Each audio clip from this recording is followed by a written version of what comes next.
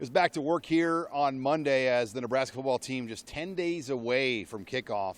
Hi, Sean Callahan with HuskerOnline.com as we caught up with Nebraska's defensive coordinator, John Butler, and several of his defensive coaches, including defensive line coach Terry Braden and edge coach Phil Simpson. But first and foremost, for Butler, obviously there's some final things he's trying to get put together on this defense. I think you're trying to play into your two deep, I think. As long as that two deep is where it needs to be from a development standpoint, we're not into charity. This is a meritocracy where you're going to play based on how you've practiced and how you've performed in the meeting rooms, and then obviously how you've performed in the scrimmages. So it's a meritocracy in that way. But ideally, I think we want to be able to play at all levels into our two deep, because we believe that as the season starts, we're preparing each day, one day at a time, but we're also trying to develop our roster as the season progresses so that we're prepared, not if we have injuries, but when. Football's a physical game, and ideally we'd love our starting 11 to all be available to us at the end of the year, but we all know that's not a practical way to look at things. So early in the year, we want to be developing them on the practice field, give them an opportunity to earn playing time, and then hopefully when they go out there and play, they play well, which then leads to more opportunities. So, like I said, I think you guys asked me that before. I don't really have a number per se, but I think we want to be playing into our two deep at every really position on defense. And hopefully those guys they're playing for Eck on special teams, and they get a taste of the game life on special teams as it leads into what they may be doing on defense. And Butler did say there had been some tackling issues here and there throughout camp, but that is almost to be expected because of just the limits teams have right now with tackling. The tackling piece obviously is something that I think is just never ending from now until the time you're done playing ball. Because obviously I think we had 3 or 4 live periods throughout the year, like scrimmages type things, and then the rest of it's stud.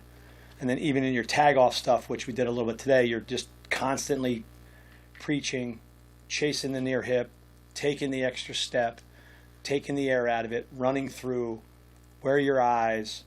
So I think that's something that really throughout the whole year, but when you look at using the analogy of preseason football, in the NFL, and then you look at the first 3 or 4 games of each year, the stuff that stands out is the tackling and the takeaways, right? The tackling and the lack of ball security because, quarterbacks haven't been hit, really ball carriers haven't been hit. So the team that's tackling better from a standpoint of the individual tackles plus population to the ball, I think is a huge thing. We've heard a lot about new faces coming in and making some noise. One of those guys that could play as a true freshman in a significant role is defensive lineman Cade Pedshock. Yeah, Cade plays really hard. I think that's the number one thing that stands out. It definitely stood out when you watched him in recruiting. He was a very active player that played snap to whistle. I think he's doing that for us right now, and I'm encouraged about Cade and what he might bring to our team this fall, because he's carried that over as well as just getting a little bit more mature and bigger and stronger. So I would anticipate that he's going to be a factor in our front seven. Cade is doing a good job, starting from the ground up, from a defensive lineman, from a stance, because you can have a loaf in the stance, but he's doing a great job by first learning how to stop the run, using his hands, extension, and getting to the quarterback, which is his go-to move, trying to get to a go-to move. We also heard a lot about guys like Jordan Ochoa. Jordan made a tremendous amount of progress since the spring, coming in, just being a younger guy. A lot of times with guys at that age and not really getting snaps, his first season is really just helping him not only physically but also mentally. Just saying, hey, you're not a young guy no more. It's go time, and kind of just develop yourself and just mentally mature and get ready to play in the ball games if the opportunity kind of presents itself. And he was doing a really good job, and he's competing. He got his weight up, and he's striking blocks well, and he's rushing the passer and kind of working on the playbook pretty good. So he's overall just being a pretty solid contender in the room right now. So. I've always believed in myself, but the other guys who pushed me kept my head straight. I feel like it has a big play in, my growth. And I feel like once we keep, pushing, I feel like the sky's the limit. And sticking on that subject of newcomers, Jameer Khan, the defensive back Nebraska brought in from Southern Illinois, who played his high school football in Kansas City for Jamar Mosey at Lee Summit North, is also expected to have a role this season. Going full speed every play, understanding my assignment, getting the pre-snap reads, understanding that at the end of the day it's still football, still out there to have fun, play hard, and God gave us a gift, so we're going to utilize it to our best ability. And on that subject of Kansas City, Desan McCullough, who plays more of a hybrid edge role, his father at one time coached for the Chiefs. He too played his high school football in Kansas City. It's huge. Honestly, it means a lot just to be able to, for my last year, to be able to play my season opener in KC against Cincinnati, where I was born. So, just both of those places, it's going to be huge. I have a lot of people coming.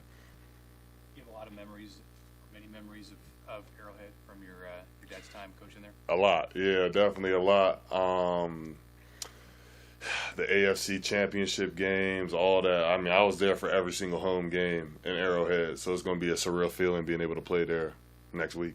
And then we heard from linebacker Marquise Watson-Trent, who's expected to play a big role in this defense after being named the Sun Belt Defensive Player of the Year in 2024. I would say that the Nebraska game, that kind of started my sophomore season. Actually, my freshman year, I tore my ACL, so my early in my career kind of with a little adversity. So coming back from that, a lot of belief, a lot of, good family members, a lot of foundation that I had to get me back to that moment.